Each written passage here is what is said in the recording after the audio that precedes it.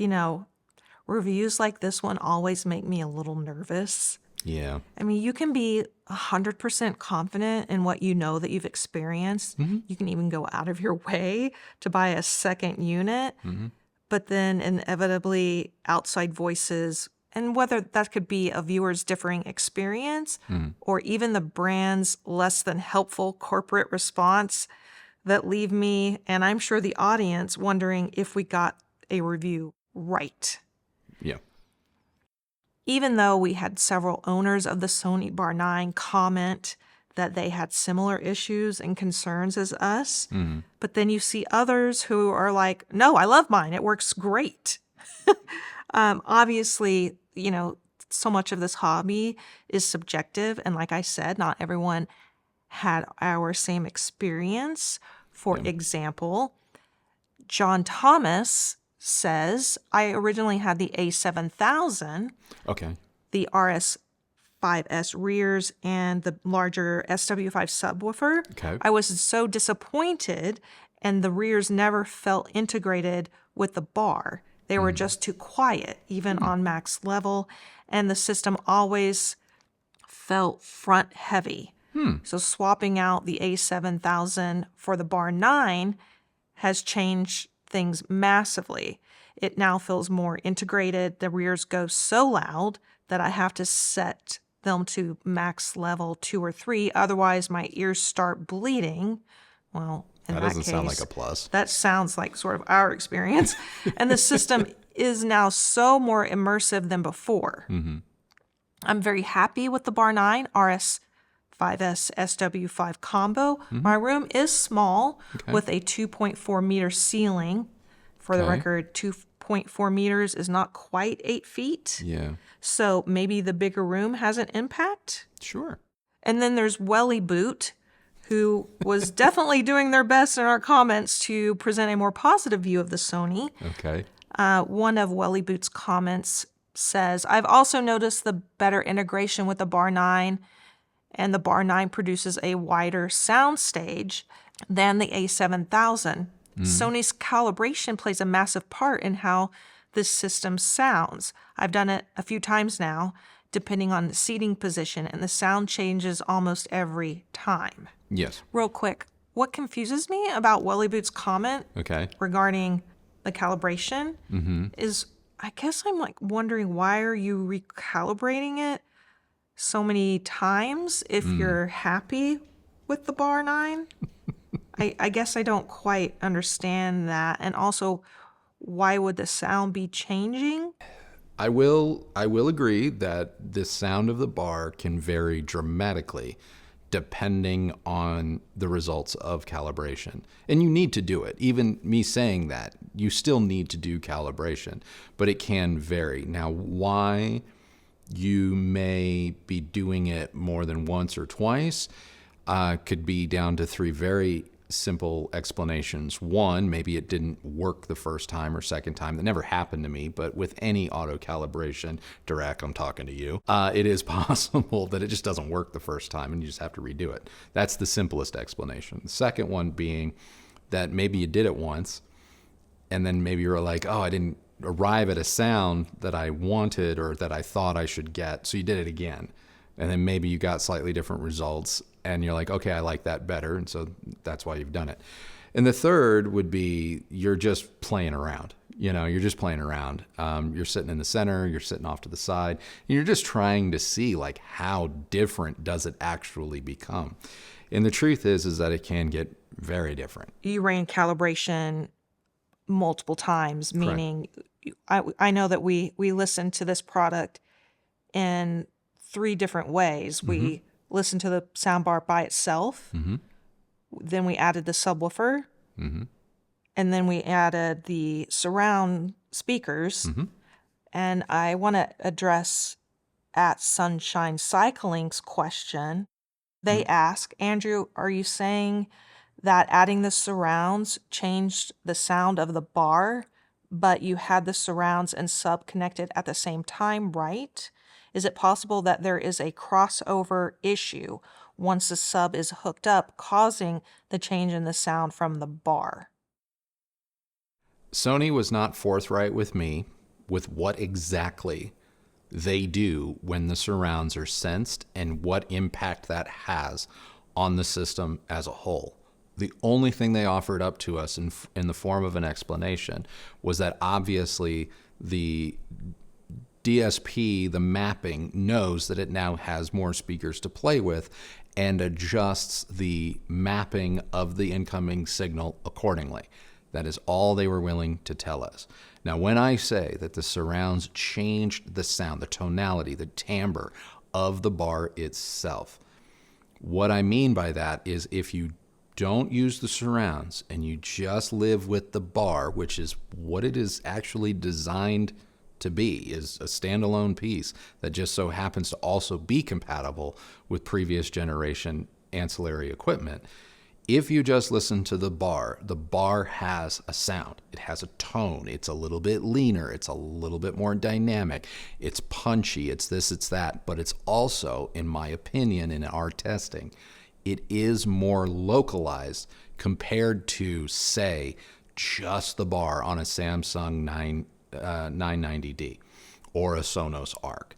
Those two bars have a more expansive, open, just presence compared to the Bar 9 by itself. Now, when you add the surrounds and then you redo the calibration, because the surrounds are present, the other thing that Sony admitted to us was they will use the surrounds. They did not go into detail on how, but they do use the surrounds to move the channels, including the center channel, to better fit the room. So that means, like I said in my quad review, that the surrounds are being used for dialogue. Now, it may be faint, it may be slightly out of phase in order for the dialogue to change its position virtually in your room, and I found that to be the case. Suddenly, the bar with surrounds felt a lot taller, a lot broader, less localized. However, the leaner, more dynamic, punchy V-shaped curve of just the bar suddenly felt like it had more body, more weight.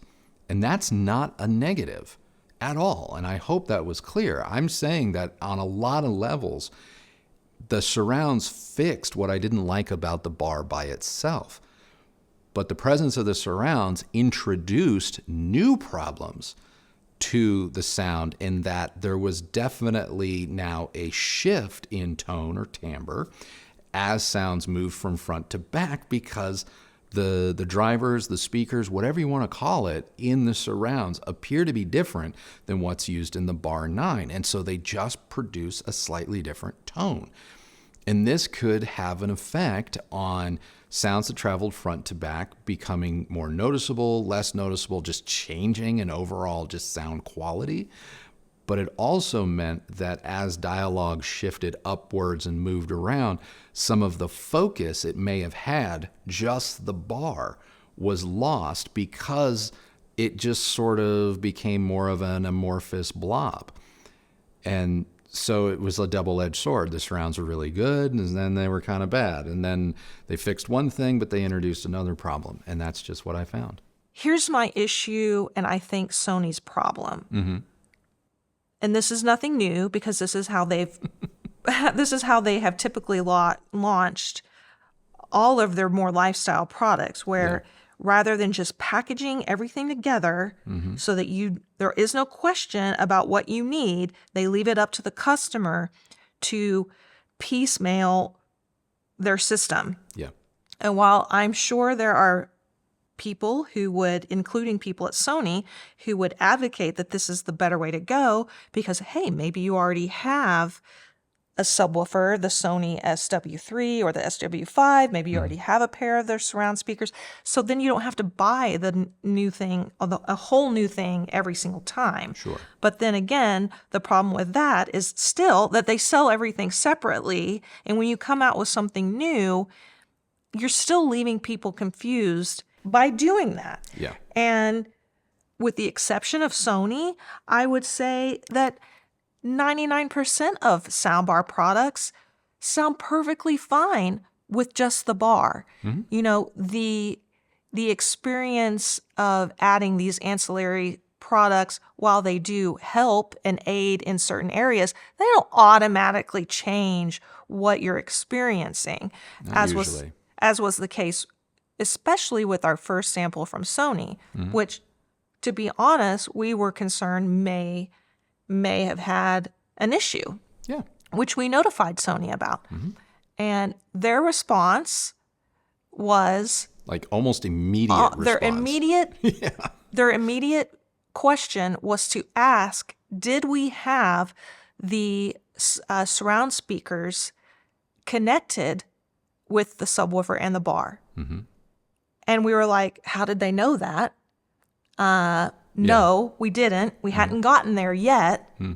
And so rather than saying, I think we need a new bar or a new unit, we connected everything together. And wouldn't you know it, suddenly the sound was It was different. pretty different. Yeah, it was pretty different and gave us a week's worth of now we got something else to chew on. You know, and there was still nothing from Sony that could address why that would be. Well, yeah, and it's marginally hypocritical of Sony, in my opinion, to say that the Bar 9, as they told me time and time again, it was designed to stand on its own, and we find that customers like buying just the bar, and so the Bar 9 is meant to be its own thing that just happens to be compatible with other stuff. Yet on their press tours, the only way they've been demonstrating this thing is with the full system. Sony has gone on a tour, essentially, on a roadshow tour where they've visited various cities and invited the public to come in and experience their new Bravia TVs. Which is a great idea. Yeah, it's a great idea. Great idea. And I know even from the comments, we have some of you watching have gone to those. Yeah. And so again, I think if you're going to present a product at a show like that, where everything is connected and you're not providing another setting where it's just the bar and maybe the sub, I'm not like, how are you getting the full picture? Yeah. So that was really my concern. I don't hate the Sony bar. You know, I don't think it's like a total crap product or anything. Yeah. But really, once you have other products in house, like for example, we recently got in the Samsung Q990D, and so we can directly A/B a product, and like the second Andrew set up the Samsung and ran the calibration, I went from listening to the Sony, you know, listening to music on the Sony and then the Samsung, and I just kind of laughed. I'm like, well, there's no comparison. Well, and that's an important thing and an important distinction to make, and something to keep in mind as a viewer is when we're telling you about a product, I don't know what every single person's experience level is. If the Bar 9 is your first or maybe even your second soundbar, it's no doubt going to probably blow you away. Not bragging, but for people like Kristi and myself, it's like our 200th soundbar. And so every time you kind of review a soundbar and you start comparing other soundbars to other soundbars, you know, or any just product in general, like your breadth of knowledge, experience, and education about something kind of continues to get better and better and better, to the point where, yeah, if I had reviewed the Bar 9, say 5 years ago, maybe this would be a different review. Maybe I wouldn't have picked up on some of the little things that it is doing that I'm like, wait, what is that about? Unfortunately, that's just as you go through your home theater or hi-fi journey, like you just gain an experience. And in this case, especially when we have so many similar products, for comparison's sake, it just didn't cut the mustard. Well, I want to go on to some more of our viewer comments. Okay. Madmont5246 says, I believe the Bar 9 and 8 were meant to only be used with the new Sony Bravia TV lineup. Okay. They sound much better when paired up with Zoom 3. Skip and go with the Samsung if you don't have a 2024 Sony Bravia television. You know, and maybe that's true. Maybe that's true. And if I'm Sony, I see the benefit of designing a loudspeaker system or soundbar that is going to pair best with my own products, my TVs. The problem with that is that is also making the assumption that everybody that buys a new 2024 Bravia TV is on the market for a soundbar or a sound system, or vice versa. Everyone that buys a Bar 9 for $1,200 to $1,400 is going to get home and be like, I got to go spend another $3-4 grand on a Bravia TV, when every other soundbar company or just speaker company in general designs their products to work with everybody, as evident in the Samsung Q990D working great and sounding great with our Sony X90L, whereas the Bar 9 using S Center Sync still sounded like crap with its own TV. So I get it. I mean, that could come down to the speakers in the TV. Well, absolutely. I know one of our regulars, Brian, commented that he had just bought a new Bravia TV, one of the new ones. Sure. And he was saying that their speakers, just the internal TV speakers, sounded amazing. So I am very excited to be able to get that experience, and hopefully we can test the quad, at least the quad, with the new 2020-24 lineup. Taking a more simplistic approach as far as what is the point of a soundbar, Joseph Tronalone, apologies if I got that wrong, says it's safe to assume that any soundbar setup is just to improve on the TV speakers and give it an acceptable casual experience.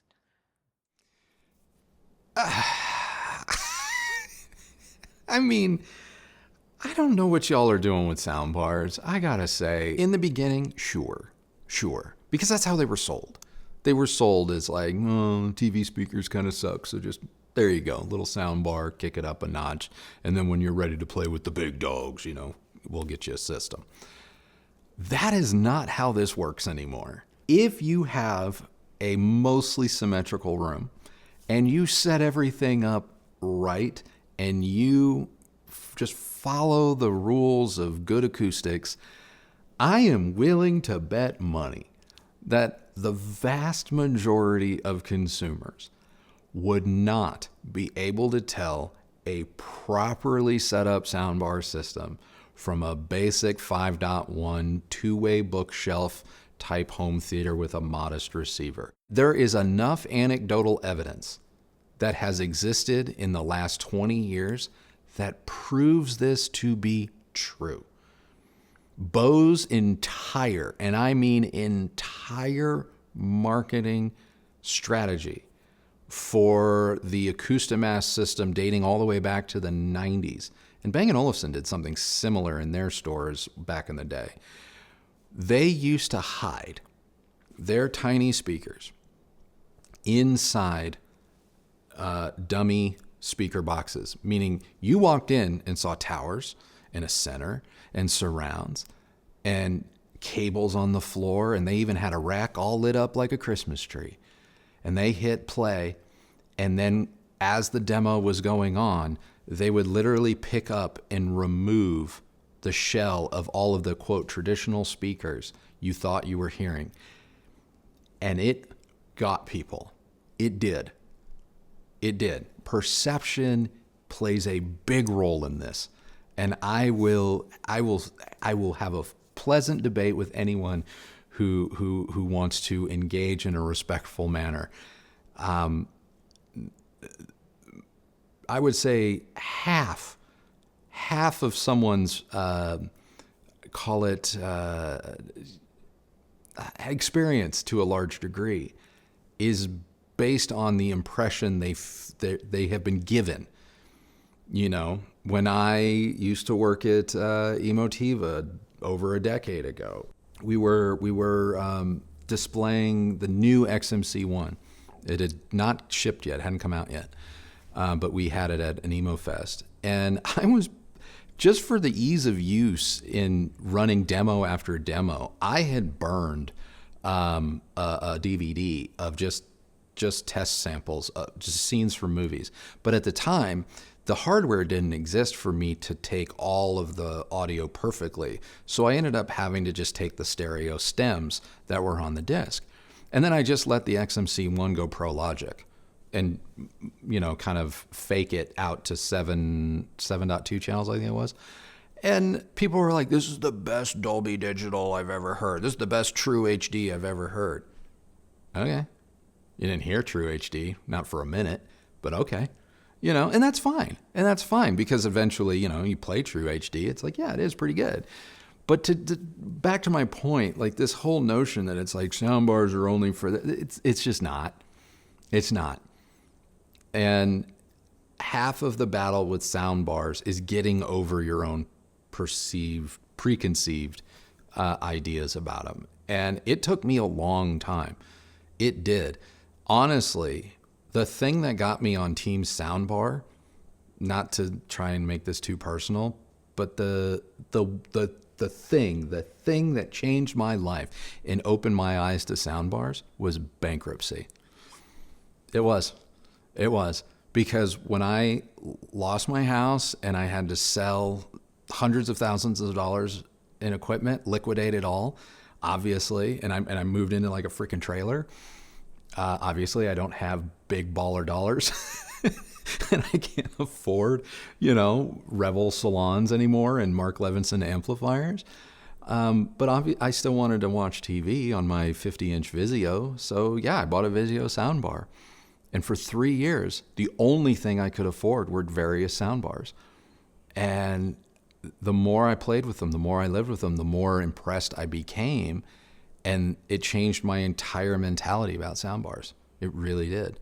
And I don't think had that not happened, had I not, I guess, been forced to take a step back and kind of restart my entire home theater journey from the ground floor, I probably would share a lot of the same impressions about soundbars that many of you do, which is they're just crap, or they're just, for people that don't know better. I am someone that knows better, and I still think soundbars are freaking great. Poor Joseph. Sorry, Joe. Yeah. You didn't know that my baby was fresh out of F's today. He mentioned Bose and said you probably can't tell a difference in a blind test. Then he goes on to expose some people. Oops. Who knew?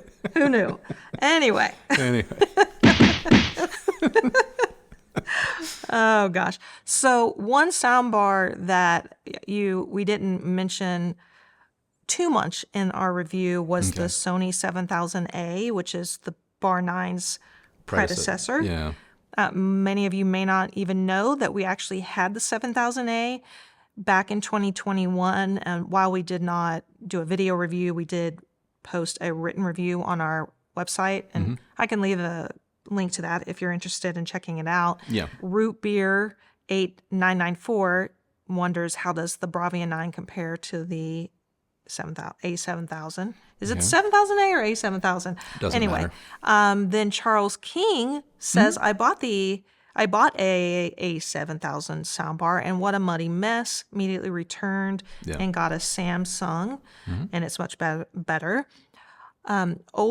Olugbanga left a pretty lengthy comment about going from the 7000 to the Bar 9, so I'm going to truncate their remarks to save some time. All right. I have to say this is a big improvement from the 7000. I noticed that the EARC handshake issues with my LG G3 are totally gone now. No more randomly turning off, skipping, or switching inputs. Wi-Fi connection has also improved. I haven't experienced a single dropout, which was regular on the 7000. I have the SW5 sub and the SAR, the bigger surrounds. The fives. I think it's a big improvement from the 7000.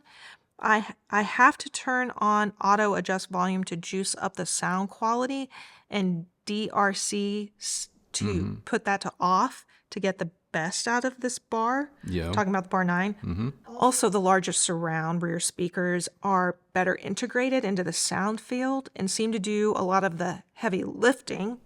Well, that's kind of our experience. Yeah. Sometimes a little too much compared to the 7000. which I used to wonder if they were even on during movies. I mean, spoiler alert, I thought the 7000 was a mess, which is why we didn't commit to going full production and making a video review. It came out at a time where we were just so slammed with just new release that I was just like, I just can't take the time to produce a full video. But I put the script out there, because we got the 7000 and the quad basically at the same time, and the original HTA9 quad system just blew the 7000 out of the water for me. And I think we had some of the same issues with the 7000 that we noticed in the Bar 9. I mean, I never thought the integration between the ancillary sub and surrounds with the 7000 was that great. I remember having some connection issues, not necessarily the wireless connection issues, but like ARC, EARC, and HDMI handshake issues. I think that's in my review, which I didn't have with the Bar 9, to its credit. Like, the Bar 9 was very reliable in that regard. I never had any dropouts with the surrounds with the Bar 9, so the wireless connectivity, just like with the new Theater Quad, is better. It's different, and it's better, and I applaud Sony for fixing that, even though it wasn't an issue for us back in 2021. I know it was an issue for a lot of people. You're talking about on the original On the original HTA9 and the 7000. Like, Sony addressed that problem, and I believe they've fixed it. So that is to their credit. I can't recall if I found the surrounds to be less or overpowering compared to the Bar 9. I will say this: they're very, now with the Bar 9, the surrounds, just the 5s at least, very noticeable. Very noticeable. I usually ran them at -3, I think, in our room, even after the calibration, just to kind of make everything jive together a little bit. Now, I personally, with the Bar 9, I can't recall off the top of my head the various sound enhancements and whatnot with the 7000, but on the Bar 9, I don't like any of the sound enhancements apart from swapping between, say, 360, Dolby, and DTS. I know there were some people who also commented about the 7000, and they stated that after there was apparently an update to that bar at some point in time, and that it solved a lot of the issues and it became a much better experience. So for those of you who are like, should I upgrade? Maybe just do the firmware update. Yeah. I mean, if you're upgrading, I think you move to the quad.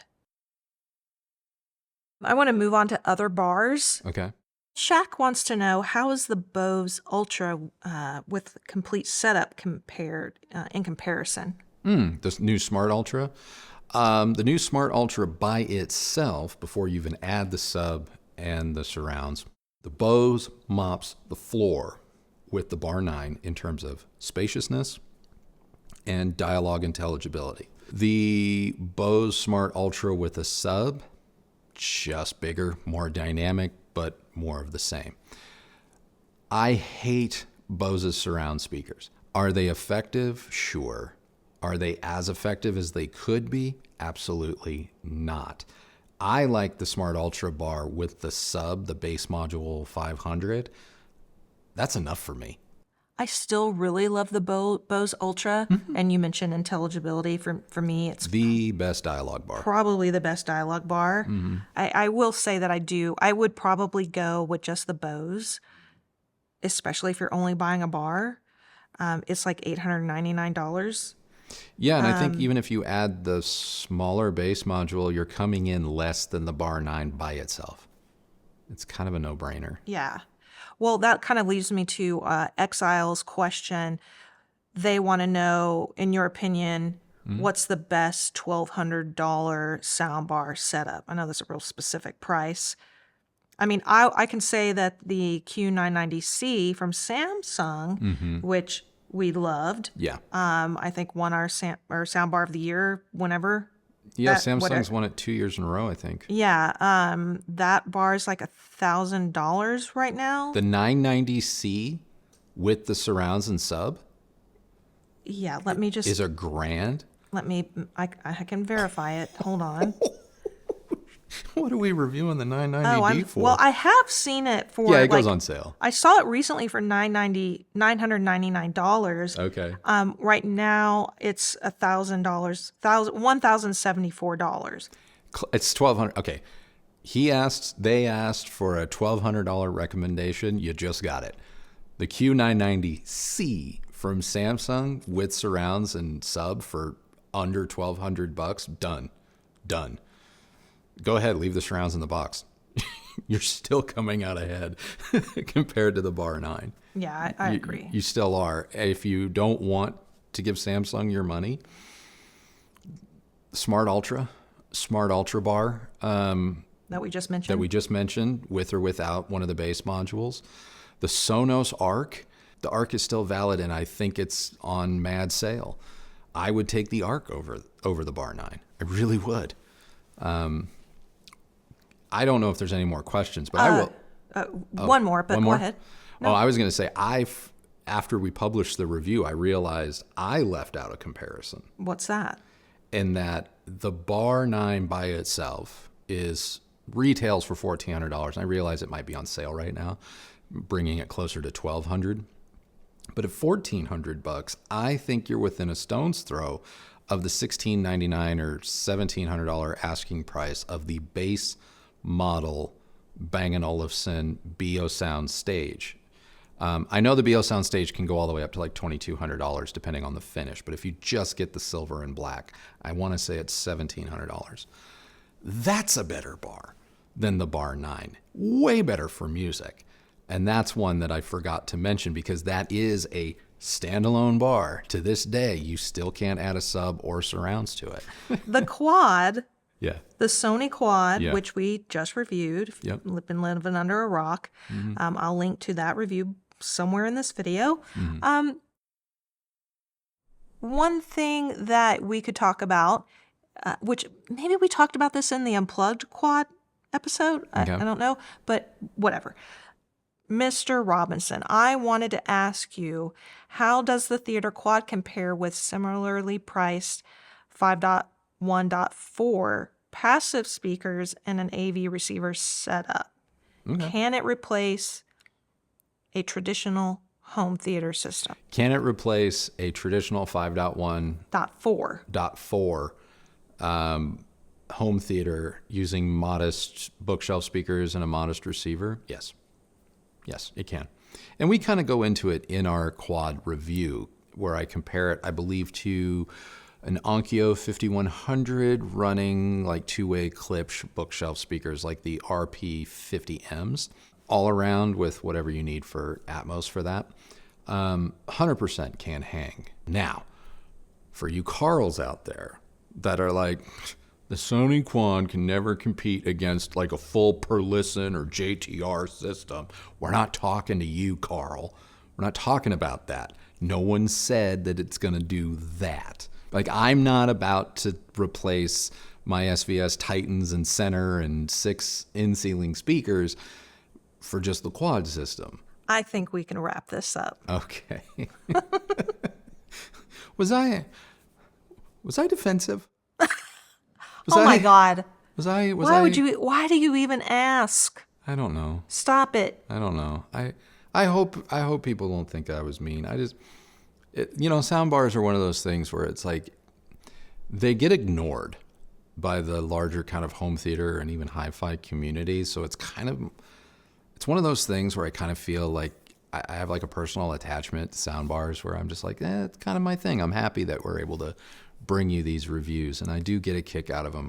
If you're a member, I wrote a member post in our community page on YouTube not 2 weeks ago where I was talking about how Soundbars are actually one of my favorite things to review, and they're an awesome palate cleanser. And so, yeah, I when I see the comments like, oh, everyone knows Soundbars or whatever, it's like, oh my God, no, they're not. They're so much better than people give them credit for. But anyway, maybe that's another video. So that's it. That's it. That's it. Well, guys, thank you so much for tuning in. Speaking of Soundbars, My programming this last couple of months has been on total point. Be sure to tune in on Sunday because maybe we found ourselves a soundbar killer. I don't know what I'm doing anymore. Anyway, thank you guys so much for watching another episode of Unplugged. What number was this? 16, I think. I think it's 16. I think this is episode 16. Maybe. We're not counting them anymore. I kind of decided to stop counting. Okay. I would always forget to mention it at the beginning. So whatever one we're on, welcome. Yeah, welcome and thank you for watching. And be sure to tune in on Sunday because Sunday's product, I think, is it's going to be interesting. It's going to spark debate no matter what, but I think it's a good product. So anyway, we'll see you guys Sunday. Until then, enjoy the rest of your day and have a good rest of your Friday and Saturday.